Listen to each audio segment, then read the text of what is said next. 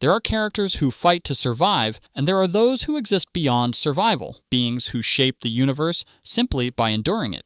Emperor Invincible is not just a man who won, he is what victory becomes after centuries of war, loss, and impossible choices. But here's the question no one dares to ask. How strong do you have to be to outlast legends like Thrag, Conquest, and Alan the Alien, and then rule in peace? Most fans think they know the answer. They've seen the final panels. They've heard the title, but if you haven't read the comics and want to avoid major spoilers, this is your last warning. What follows will change how you see Mark Grayson forever, because this is what happens when the kid with good intentions becomes the god with no equals. And power like that doesn't just happen. It evolves, it scars, it rewrites everything. But what if I told you Emperor Invincible isn't just strong? He might be the single most overpowered protagonist in modern comics, not because of brute force, but because of what he represents. And if you're still picturing the kid who got punched through cities and left craters in asphalt, you're not ready for this version, because that Mark died a long time ago. And hey, if you're into deep dives like this and want more breakdowns of the most powerful characters in comics, hit like and subscribe. It helps a ton, and I've got way more coming. Now let's get into it. Mark Grayson's story begins like every other teen superhero, gifted, overwhelmed, and hopeful, but Emperor Invincible, that's not just a time skip version of that boy. It's what happens when pain, politics, and power compound for 5 centuries. This isn't about leveling up, it's about becoming something fundamentally different. Let's get this straight. Mark didn't just get stronger with age. He inherited a fractured empire, fought every rebellion from within and without, and rebuilt the galaxy under his rule. He didn't just survive, he was forced to grow into someone the old Mark would have feared. The Viltrumites were once bred for war. Mark made them instruments of peace. And the twist? He didn't do it through kindness. He did it because nobody could stop him. This isn't the story of a man who became a king. It's the story of someone who had to kill gods just to earn the right to become one himself. At the height of his power, Emperor Invincible isn't just another Viltrumite. He's their endgame, their blueprint, their proof of concept. Every trait that made Viltrumites terrifying, strength, flight, resilience, combat instinct, it all culminates in Mark. But unlike his predecessors, he adds something lethal to the mix: restraint. This version of Mark doesn't waste energy. He doesn't brawl for pride. Every move is calculated, and if he lifts a finger, planets tremble. He's not the strongest because he rages harder than Thrag. He's the strongest because he doesn't have to. Let's break it down. Physically, centuries of compound adaptation. Mentally, centuries of political mastery. Emotionally, forged in grief, guilt, and the weight of galactic legacy. And here's the real kicker. Viltrumites were bred to dominate. Mark evolved beyond that. He isn't just the result of natural selection. He beat the system that made him. Even Alan the Alien, who nearly died fighting him, admits there's no longer any competition. Emperor Mark is a singularity, one of one, not because of birthright, but because he never stopped changing. This isn't just power accumulation, it's transformation. And if that scares you, good. You're finally starting to understand who we're dealing with. Time doesn't just make you stronger, it makes you harder. Mark didn't rule for 5 centuries by smiling through galactic peace treaties. He ruled because he outlasted everyone who challenged him, including himself. Let's not forget, this is a man who's seen civilizations rise and fall, who's buried friends, enemies, even family,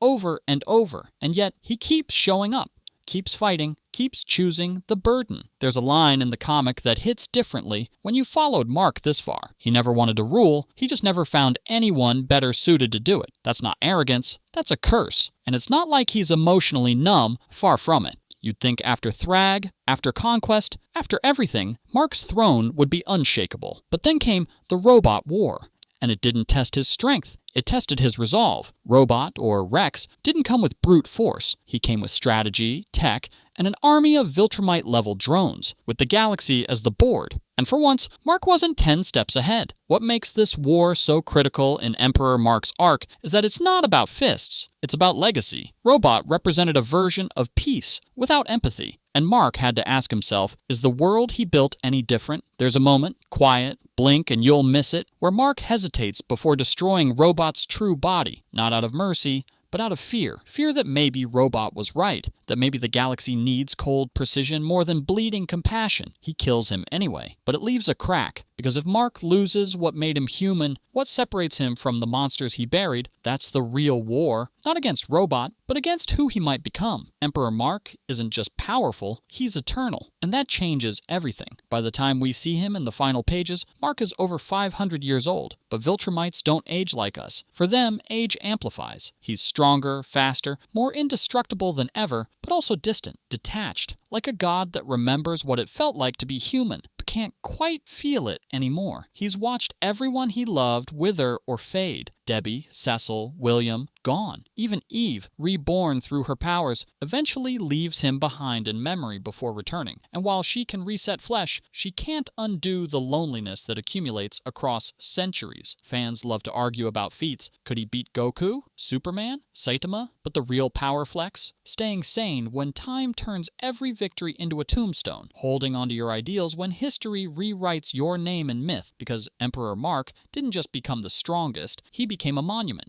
And monuments don't cry, even when they're hollow inside. The question isn't how powerful is he, it's how much of Mark Grayson is left. Here's where things get really interesting, because the Emperor we know from the comics might not be the Emperor we get on screen. Robert Kirkman, creator of Invincible, has been clear. The show is not a one-to-one adaptation, it's an expansion.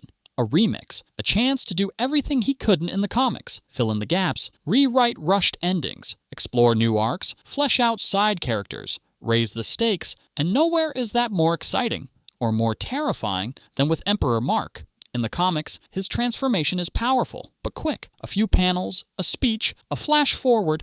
But in the show, we could live through it. Watch him slowly change over seasons, see the burden build, the morality blur, the empire swell, the decisions tighten around his throat. Let's stop dancing around it. Is Emperor Invincible the strongest superhero of all time? Let's be clear, this isn't about raw numbers. It's not a versus battle between Mark and Goku, or Superman, or Saitama. It's about narrative power, story-integrated dominance. And by that measure, Emperor Mark is in a league of his own.